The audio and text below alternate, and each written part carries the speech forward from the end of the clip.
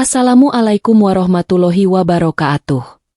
Salam bahagia selalu buat sahabat channel Misteri Goib. Mari kita simak dan mulai ceritanya. Di sebuah desa kecil yang terletak di kaki Gunung Merapi, terdapat sebuah gua yang dikenal oleh penduduk sekitar dengan nama Gua Rojo. Gua tersebut sudah lama terlupakan oleh banyak orang, namun bagi sebagian warga tua, gua itu menyimpan sebuah misteri yang belum pernah terungkap. Setiap malam bulan purnama, suara-suara aneh sering terdengar dari dalam gua, suara jeritan dan bisikan yang seolah berasal dari dunia lain. Namun, tidak ada yang berani mendekat, karena orang-orang percaya bahwa gua itu dihuni oleh makhluk gaib yang sangat kuat dan jahat. Pada suatu hari, Pak Karno, seorang pria berusia 50 tahun yang dikenal oleh penduduk desa sebagai seorang petani sederhana, mendengar cerita dari salah satu penduduk tua tentang Gua Rojo. Dalam cerita itu, disebutkan bahwa gua tersebut adalah tempat di mana suatu kekuatan gelap terperangkap ratusan tahun yang lalu. Ada pula yang mengatakan bahwa gua itu menyimpan harta karun yang tak ternilai harganya. Tertarik dengan cerita itu, Pak Karno merasa ada sesuatu yang menggelitik rasa penasarannya. Pak Karno bukanlah orang yang mudah takut. Meskipun usianya sudah tidak muda lagi, dia masih memiliki semangat petualang yang tinggi. Dia ingin mengetahui lebih banyak tentang gua itu dan misteri yang menyelimutinya. Namun, sebelum memutuskan untuk mengunjungi gua tersebut, Pak Karno berusaha mencari informasi lebih lanjut dengan bertanya kepada beberapa warga desa yang lebih tua. "Pak Karno, jangan sekali-kali mencoba mendekat ke sana," kata Pak Darto, salah seorang warga tua yang dikenal sering bercerita tentang kisah-kisah lama. Gua Rojo bukanlah tempat yang baik. Banyak yang sudah mencoba masuk ke sana, tetapi tak ada yang kembali dengan selamat. Pak Karno merasa penasaran dan semakin ingin mengetahui kebenaran cerita tersebut.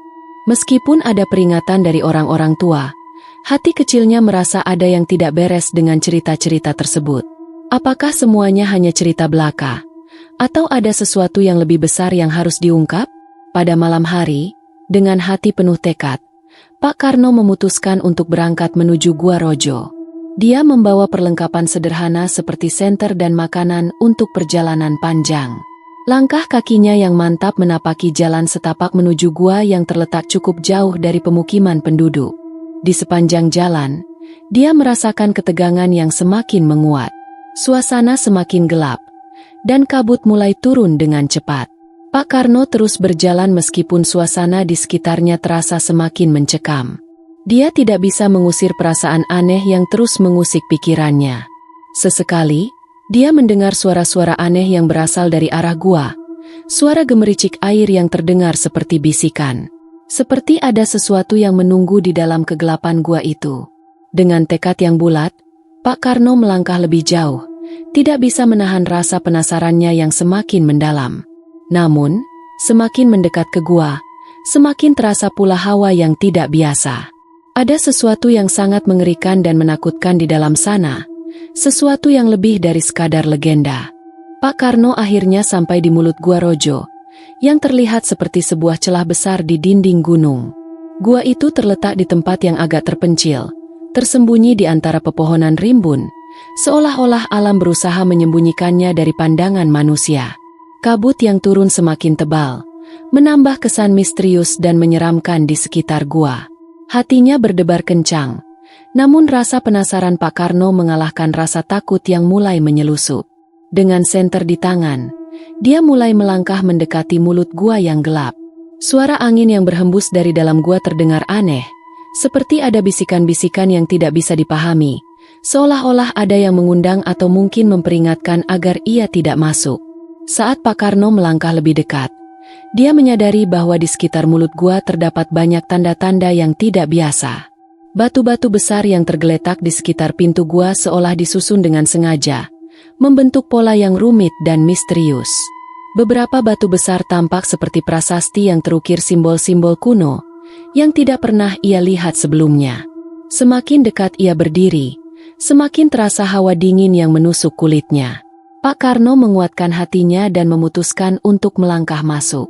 Begitu menginjakan kaki di dalam gua, udara di sekitarnya terasa semakin berat dan mencekam. Dinding gua yang lembab memantulkan cahaya dari senter yang digenggamnya.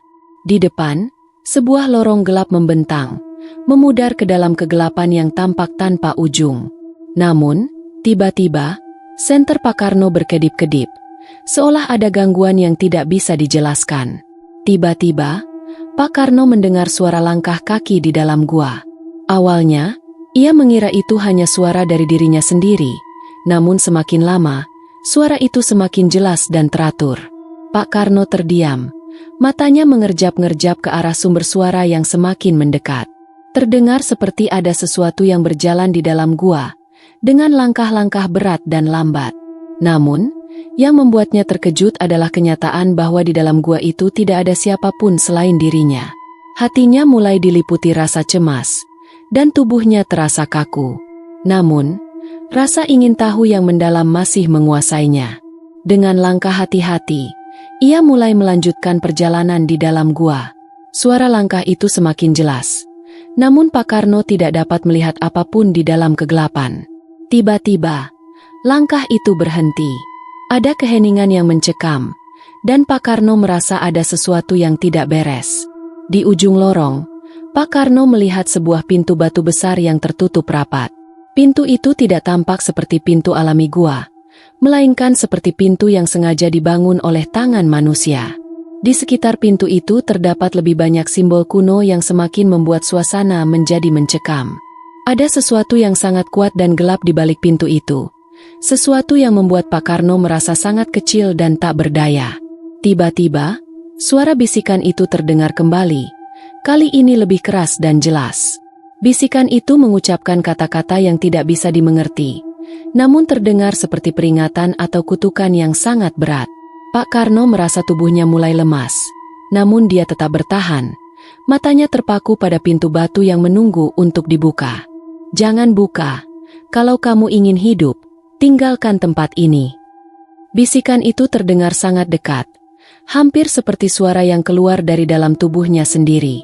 Namun, Pak Karno merasa seolah ada sesuatu yang mengamati dari balik kegelapan gua, menunggu reaksinya. Dia menarik napas dalam-dalam, mencoba menenangkan diri, namun hatinya semakin berdebar. Apakah dia akan membuka pintu itu dan mengungkapkan apa yang tersembunyi di baliknya? Ataukah lebih baik dia kembali dan mengabaikan semua ini sebagai sebuah legenda yang tidak perlu dipedulikan? Namun, satu hal yang pasti, Pak Karno sudah terjebak dalam misteri ini, dan tidak ada jalan mundur. Pak Karno berdiri diam di depan pintu batu yang besar. Matanya tertuju pada simbol-simbol kuno yang menghiasi permukaan pintu itu. Hawa dingin semakin mencekam, dan setiap bisikan yang terdengar semakin jelas, seakan menyeretnya lebih jauh ke dalam kegelapan gua. Suara langkah yang sempat terdengar juga kembali, kali ini lebih dekat dan semakin berat, seperti ada sesuatu yang bergerak di balik dinding gua. Meskipun rasa takut semakin menguasai dirinya, tekad Pak Karno tetap bulat. Dia merasa bahwa dirinya harus membuka pintu itu, entah apa yang menunggu di baliknya. Dengan tangan gemetar, Pak Karno mendekatkan tangannya pada pintu batu. Saat jarinya menyentuh permukaan batu yang dingin, seketika itu juga sebuah getaran lembut menyusup ke seluruh tubuhnya. Seperti ada kekuatan tak terlihat yang mengalir melalui batu itu, membuat Pak Karno terhuyung sejenak. Namun, rasa penasaran yang membara lebih kuat daripada ketakutan yang menggelayuti. Dengan sebuah dorongan kuat, Pak Karno mendorong pintu batu itu. Pada awalnya, pintu itu tampak tidak bergerak sama sekali, seolah-olah tertahan oleh sesuatu yang tak terlihat. Namun, setelah beberapa usaha, pintu itu mulai bergeser perlahan. Suara gemeretak batu yang bergeser terdengar keras, seakan mengingatkan Pak Karno untuk berhenti. Tapi dia tak bisa mundur lagi.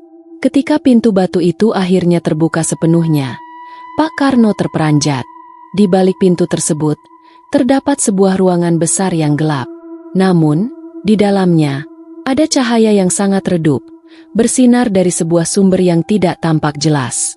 Pak Karno melangkah masuk, dengan hati berdebar kencang. Suasana di dalam ruangan itu terasa sangat berat, seolah-olah ada sesuatu yang tidak dapat dijelaskan menguasai tempat ini. Ruangan itu tidak terlalu besar, namun setiap sudutnya dipenuhi dengan simbol-simbol yang sama seperti yang ada di luar pintu. Di tengah ruangan, ada sebuah altar batu yang tampaknya sangat kuno. Di atas altar tersebut, ada sebuah patung yang tampak mengerikan.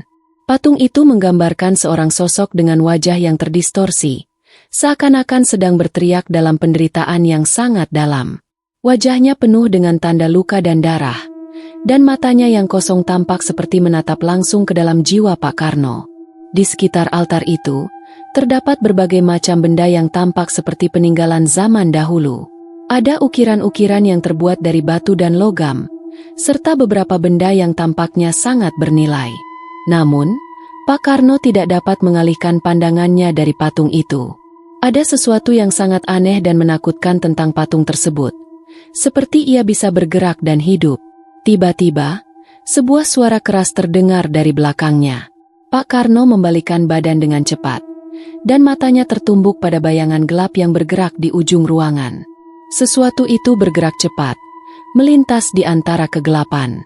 Sesuatu yang besar, berbulu hitam, dengan mata merah menyala yang menatapnya penuh amarah. Pak Karno terkejut dan mundur selangkah. Namun, bayangan itu terus bergerak mendekat, mengeluarkan suara geraman yang dalam. Pak Karno merasa tubuhnya semakin berat, seolah-olah ia tidak bisa bergerak lagi. Namun, nalurinya memaksa tubuhnya untuk berlari. Dia harus keluar dari gua ini, harus menjauh dari makhluk itu. Saat dia berlari ke arah pintu, tubuhnya terhuyung-huyung, dan suara langkah besar semakin dekat. Tiba-tiba, tanpa peringatan, pintu yang tadi terbuka perlahan-lahan mulai tertutup kembali, seakan ada tangan tak terlihat yang menariknya. Pak Karno berusaha berlari lebih cepat, berusaha untuk tidak terperangkap dalam gua itu, namun langkah makhluk itu semakin mendekat. Dengan segenap tenaga yang tersisa, Pak Karno berhasil melewati ambang pintu dan berlari keluar dari ruangan tersebut. Ketika dia sampai di luar gua, udara dingin yang menyambutnya terasa seperti napas yang lega. Namun, saat dia menoleh ke belakang, pintu gua itu sudah tertutup rapat, seolah-olah tidak pernah ada yang membukanya. Pak Karno terengah-engah, tubuhnya lelah dan ketakutan.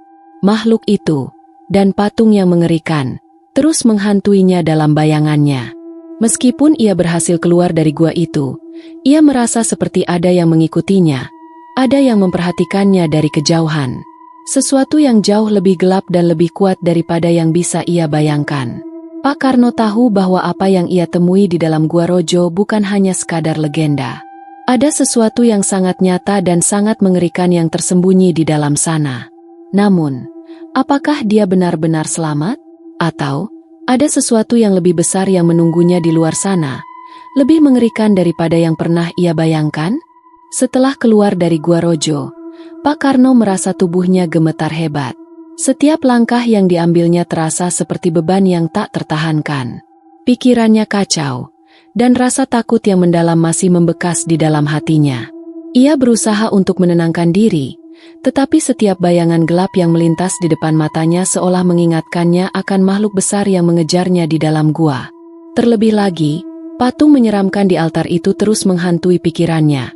Wajahnya yang terdistorsi, penuh penderitaan dan darah, seakan-akan hidup, menatap Pak Karno dengan penuh kebencian. Di sepanjang jalan pulang, suasana sekitar desa tampak aneh, seperti ada yang berbeda. Kabut yang sebelumnya hanya menyelimuti kawasan gua kini mulai merambat ke seluruh desa, menutupi jalan dan rumah-rumah dengan cepat. Jalan setapak yang biasanya terasa familiar, kini terasa asing dan menakutkan. Setiap suara dari pepohonan yang bergoyang, setiap bisikan angin yang melintas, seolah menjadi ancaman yang mendalam. Setibanya di rumah, Pak Karno mencoba untuk tidur, namun rasa takut yang menguasai dirinya membuatnya terjaga sepanjang malam. Dalam tidurnya yang gelisah, ia sering terbangun mendengar bisikan-bisikan yang tidak jelas asalnya, seakan datang dari dalam dirinya atau bahkan dari dunia lain. Kembali ke gua. Bisikan itu terus-menerus mengganggu tidur Pak Karno. Matanya terbuka lebar, dan tubuhnya berkeringat dingin. Pada pagi hari, Pak Karno mencoba untuk melupakan semuanya, berpikir bahwa semua yang terjadi hanyalah hayalan dan ketakutan belaka. Namun, ketika ia keluar untuk melaksanakan aktivitasnya, ia merasa ada yang aneh. Warga desa tampak memperhatikan dirinya dengan tatapan kosong, seperti ada yang tidak beres. Mereka tidak berbicara padanya seperti biasanya, dan beberapa di antaranya tampak seperti melihat sesuatu yang tidak terlihat oleh Pak Karno. Di pasar, Pak Karno bertemu dengan Pak Darto, yang dulu memberinya peringatan tentang Gua Rojo. Namun, kali ini, ada sesuatu yang sangat berbeda dalam sikap Pak Darto. Wajahnya tampak pucat, matanya merah seperti kurang tidur, dan bibirnya bergetar saat berbicara. Pak Karno, saya tahu apa yang Anda lihat, kata Pak Darto dengan suara parau, seolah-olah menyimpan sesuatu yang sangat berat. Anda tidak bisa lari dari itu. Gua Rojo bukan tempat yang bisa Anda tinggalkan begitu saja. Pak Karno tertegun. Apa maksud Pak Darto? Tanyanya, merasa bingung. Pak Darto menatapnya dengan penuh kesedihan. Gua itu tidak hanya menyimpan makhluk atau harta karun. Gua itu adalah pintu yang menghubungkan dunia kita dengan dunia lain, dunia yang tidak bisa dipahami oleh manusia. Dan Anda, Pak Karno, sudah membuka pintu itu. Apa yang Anda lihat, apa yang Anda rasakan, itu bukan hayalan. Pak Karno merasa darahnya membeku mendengar kata-kata itu. Tapi saya sudah keluar dari gua. Saya sudah meninggalkannya, teriaknya. Namun suara ketakutannya terdengar melengking, seperti tak percaya pada dirinya sendiri. Pak Darto menggelengkan kepalanya pelan. Tidak, Pak Karno. Mereka tidak akan membiarkan Anda pergi begitu saja. Makhluk itu, patung itu, mereka sudah terhubung dengan Anda. Setiap orang yang masuk ke dalam Gua Rojo akan diburu, dan tak ada yang bisa benar-benar melarikan diri. Mereka akan datang untuk Anda, Pak Karno. Mereka akan datang kapan saja. Pak Karno merasa dunia di sekitarnya mulai berputar. Apa yang dikatakan Pak Darto terasa semakin masuk akal. Semalam, saat ia menatap bayangan gelap yang mengejarnya, ia merasa seperti ada yang mengikuti setiap langkahnya. Mungkin itu bukan hanya perasaan takut biasa, tapi sesuatu yang jauh lebih buruk. Tak lama kemudian, suasana di desa semakin aneh. Warga yang tadinya tampak seperti biasa, kini seakan berubah menjadi kosong dan terhipnotis. Mereka mulai berjalan seperti boneka, dengan pandangan kosong dan tanpa emosi. Mereka tidak lagi berbicara satu sama lain, dan beberapa dari mereka mulai pergi ke arah Gua Rojo, berjalan perlahan seperti tidak ada yang bisa menghentikan mereka. Bahkan anak-anak yang biasanya bermain di sekitar desa, kini tampak bergerak tanpa suara, seakan-akan ada kekuatan yang mengendalikan mereka. Pak Karno berlari menuju rumahnya, berusaha mencari perlindungan. Namun, begitu ia memasuki rumah, ia merasakan sesuatu yang tak beres. Semua barang di dalam rumah tampak tidak berada di tempatnya. Semua benda bergerak perlahan seperti ada angin yang tak terlihat yang menggerakkannya. Lalu, tiba-tiba, suara ketukan di pintu terdengar keras. Pak Karno membuka pintu dengan hati-hati, dan di luar, berdiri bayangan yang sangat familiar, makhluk besar dengan mata merah menyala. Namun kali ini, bukan hanya bayangan itu yang tampak. Di belakangnya, ada lebih banyak sosok yang bergerak perlahan. Mereka adalah orang-orang dari desa, dengan wajah kosong dan tubuh yang tak bergerak dengan bebas, seperti dibawa oleh kekuatan yang tidak terlihat. Pak Karno, kami datang, bisik suara itu. Kali ini keluar dari mulut orang-orang yang sudah terjebak. Kamu tidak bisa menghindar dari kami. Kamu sudah membuka pintu. Kamu akan menjadi bagian dari kami. Pak Karno terjatuh ke lantai. Tubuhnya gemetar hebat. Apa yang baru saja ia temui di dalam Gua Rojo kini menjadi nyata. Dan sepertinya ia sudah terjebak dalam dunia yang tak bisa dia tinggalkan. Di hadapannya, sebuah kegelapan yang lebih dalam lagi menunggu untuk menelan semua yang ada, termasuk dirinya.